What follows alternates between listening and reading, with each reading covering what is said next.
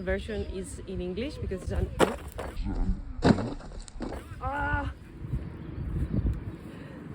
So you're not a true Londoner if the day is clear and you're not in the park. Well, the day is not very clear right now, but today it has been a perfect day, a super sunny day. So I thought, let's make it a book date. So we are going to have a bit of a walk and talk, and I'm going to take you through my January reads. So I'm going to talk to you about the books that I read this January. I have had like great reads this month, and I want to share with you my thoughts, my experience, and what I thought about them. So yeah, this could be a cute little book date. It's a pity that you cannot tell me what you read this month, but you can leave it with me in the comments. So are you ready for this? Let's go. I promise that today was super sunny before.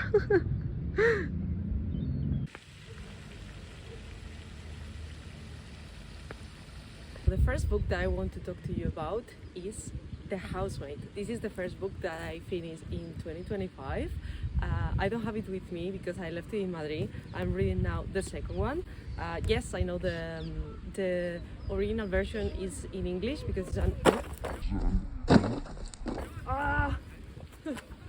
Yes, I know the original version is in English because it's an American book, but I bought it in Spain. I'm reading in Spanish, and I'm currently reading the second one. This book has been phenomenal. Like, everybody has been reading it. I don't know about here, like in the UK I haven't seen it that many bookshops, but when I got it in Madrid, I arrived to a bookshop and it was everywhere. So you'd see this cover that is like a very bright blue, so it's very easy to identify, and it was everywhere. So yeah, I bought it, and to be honest, I finished it in like 2-3 days. It's super easy to read, super addictive, and yeah, I loved it. It was what I was looking for at that moment. You saw it in my Canary Island blog. You know, I couldn't stop reading it. What is the book about? The book is about a housemaid.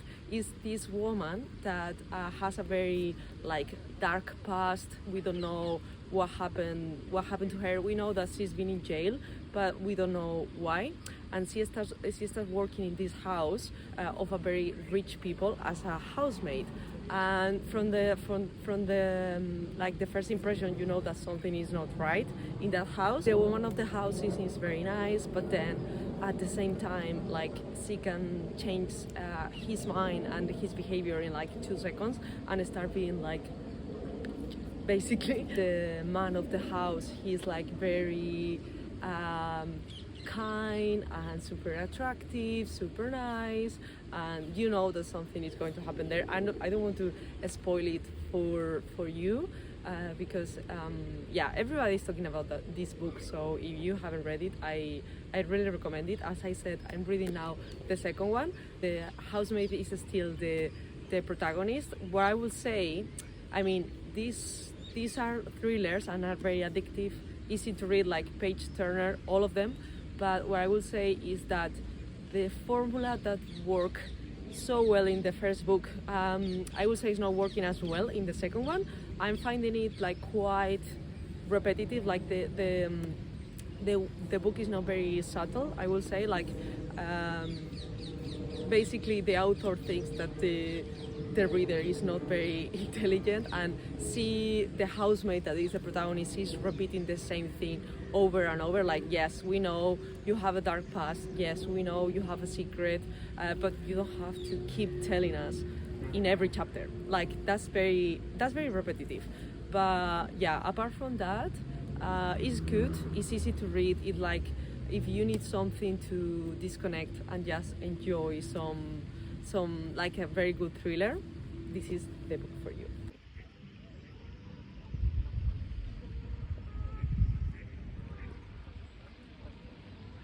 The second book that I finished in January was 100 Years of Solitude.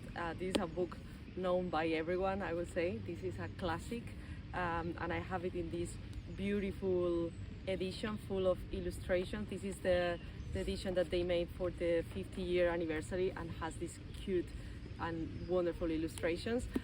This is a book that we read for my book club, and I was looking forward to read it. I had it for like 7 years, and I didn't dare to start reading it because I don't know. I found it like it was chunky. You know, with classics, you always think that it's never the time to read them. But yeah, I finally did, and I'm going to say I enjoy it, but it was very complicated to read. So basically, this follows like 7 generations of the family Buendia. That is this family that lives in Macondo. That is like an imaginary place, but is set in Colombia. And you follow the family, and you start learning about the history of Colombia shaped by this family. But the thing is, there are so many names and characters that all of them have the same name, that is very difficult to follow, and I think is one of the wonders of the novel, or the key things of the novel. The good thing is that many of the editions, mine for example, have this family tree that comes like very handy to understand a bit more about how to follow the story. But yeah, there is a point that you are lost, like you don't know if they are talking about Jose Arcadio who, Aureliano. Yeah, all of the characters are very repetitive, and the history like keeps repeating, and is one of the key things of the novel, but makes very difficult to follow. Also, some of the topics I found it like very cringe. I tried to think about, okay, this is written 50 years ago, but some things like there is a lot of incest, there is like pedophilia, things like that I couldn't deal with them. But then I was suffering this book, thinking like, am I going to finish it, because this is so complicated and sometimes I'm not enjoying it at all. But then it got to the end, and the end was so good, I was like, I want to read it again. That it never happened to me with any book. Like, I know I'm going to remember this book, and I'm going to keep thinking about that ending because it was so good. It's recommended, maybe not to everyone, because it's a very difficult book to read, but well, it's a journey. And yeah, now I want to watch the Netflix TV series. I think it's going to be good, and it's going to help me understand a bit better this book. Oh, nice! You can see the sun there. Yeah. So the third book that I want to talk to you about is Intermezzo. I finally read it. I think I showed it on a video like 2-3 months ago. So I bought it when it came out, and then I started reading the first 50 pages, but I was like, it's not the time. So I left it aside, and yeah, during the Christmas break and during January I've been reading it, also because we were reading it for my book club, so I was like, okay, I have the obligation to read it now, I must read it. And yeah, I really enjoyed to have a discussion about this book was super interesting, because Sally Rooney is an author that either you love or you hate, it seems like that. And with the books that she's publishing, for me, it's a bit of a hit and miss. So I really loved Normal People, that was like my favorite. Then Conversations with Friends, I liked it, I enjoyed it, but not as much. Then Beautiful World, Where Are You, something like that, I hated it. I thought it was no plot, I don't know. I had a hard time reading that one. So with this one, I was skeptical, because I was like, probably this is the book that is going to make me think like, okay, I am a fan of Sally Rooney, or I am destined to like not liking her and not going to read more of her books. Because yeah, like from Normal People, that I loved, and it was one of my favorite books that when I read it that year to now, it's only went down. I was a bit scared to start this book, and I have to say that I enjoy it a lot. Probably it's my second favorite after Normal People, so that's a lot. This story is about two brothers that have different ages. So one of them, Ivan, or Ivan, as I was saying it, because I was saying in the Spanish pronunciation. He is 22, and his brother, Peter, he's 32. Their father just died, so they are dealing with that, and you are going to follow their journeys through grief and also their relationships with women. So here, yeah, we talked about grief, about the siblings relationship, about age gap relationships as well, because one of them starts dating like an older woman and the other one starts dating like a younger woman. So yeah, it's super interesting to see, and in the book club we have like many different opinions. So about how these age gap relationships were shaped, like when the woman is the older one and the man was the older one. Like are we talking about power relationships, like power differences? It was super interesting. What I really liked about this book is how grief is treated and explained, because if you have ever experienced grief, you know that it can be very messy. So when you are dealing with grief, your behavior is not like a linear process. You are not going to do like logical things probably. You are experiences a very tough times. The things that you do are according to that. So I think that's very well explained in the book. There is like a paragraph that I underlined that I really liked, that is saying like the younger brother hasn't processed his father's death, and he says like, I feel like maybe I still don't accept it, the idea that my dad is gone.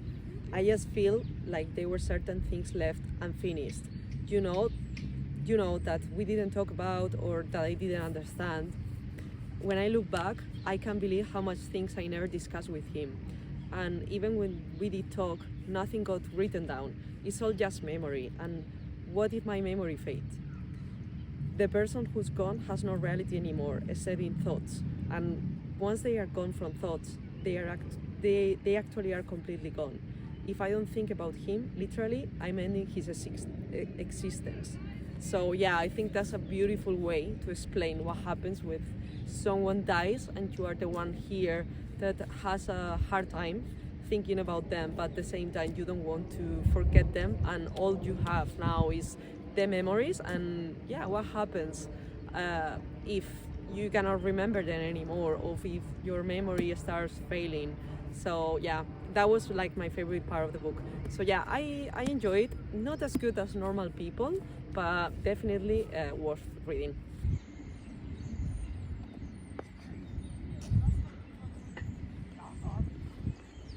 So I said this was going to be a walk and talk, but here I am, like talking.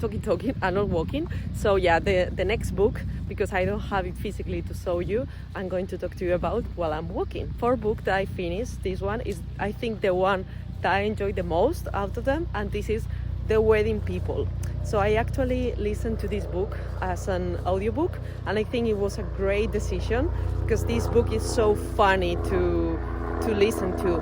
I had a great time listening to it, also because the author, there is a plane going by, the author had to make lots of different voices and intonations, because you have a lot of different characters, and she did like a great job doing that. I think it's very difficult, but there is a point in the book that you start distinguish between characters, even if it's the same voice, and I think that's super powerful. This book, The Wedding People, is about a woman which name is Phoebe. This woman, I think she's 30 something, not 40 yet, and she arrives to this hotel that is a super luxury hotel, and she arrives there with the idea of taking her own life.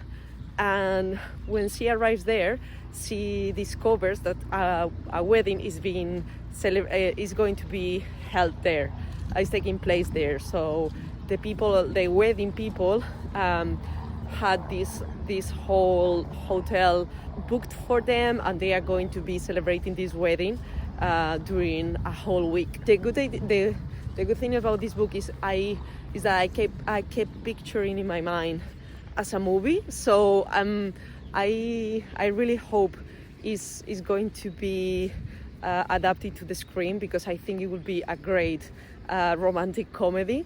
It's so fun, even if the starting point is a bit dark.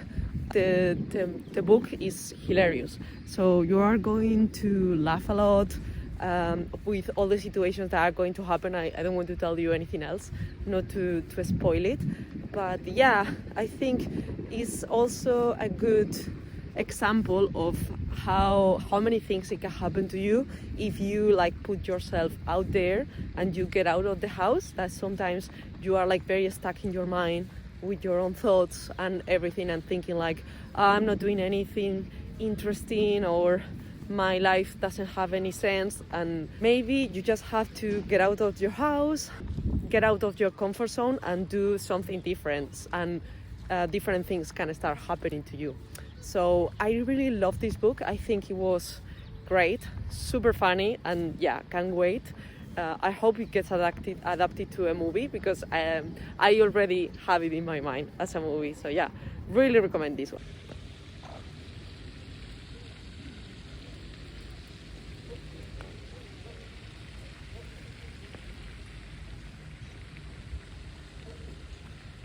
Okay, and now we come to the end of the list.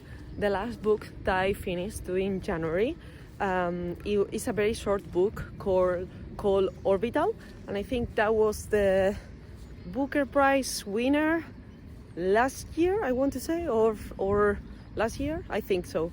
I leave it here because now I'm not sure. So this is a book about space. I picked it up because it was a winner and because everybody was talking about it. But the space, my relationship with the space, I would say, is not the best. Meaning that I don't enjoy movies about the space. I think that Interstellar was very boring, The Martian, all these movies about the space. But Armageddon, I don't like. I was am I going to enjoy this book? Probably not. But well, it's very short, so let's give it a try. Well, I was surprised about it. It's not a science fiction book. It's more of a, I don't know, it reads a bit like poetry. It's very beautiful written, and it's about these 6 astronauts that are there, and what are their thoughts, their reflections, their relationship with Earth now that they are not in it, and how they deal with lots of things, like being away from their loved ones, or not having that sense of privacy. There is a paragraph that I find so interesting, that they were saying you are studying or preparing yourself or your life to be free as an astronaut and experience the ultimate freedom, and then you become an astronaut and you are basically stuck in a place. It gets very claustrophobic. You're basically doing nothing with the same people, and your muscles are getting weaker, and you have to fight for them not to become worse. And I found that part super claustrophobic. I would be okay, I'm definitely not going to space anytime soon. I would say probably it's too short for me, and there is not a real plot. It's just thoughts and reflections of that. It was very, very interesting to read something different about space, and not what you would imagine that a book about space would be. So in that sense, I would say I enjoy it, and probably not a book for everyone, but I can understand why it was a winner, and it's because it was a very different book that what everybody had written before, basically. So this has been all my list, all the books that I finished in January. Please let me know what books are you reading or have you read in this year so far. And I'm going to continue enjoying this beautiful day in London and walking around the park. And I will see you very, very soon in a new video. Ciao!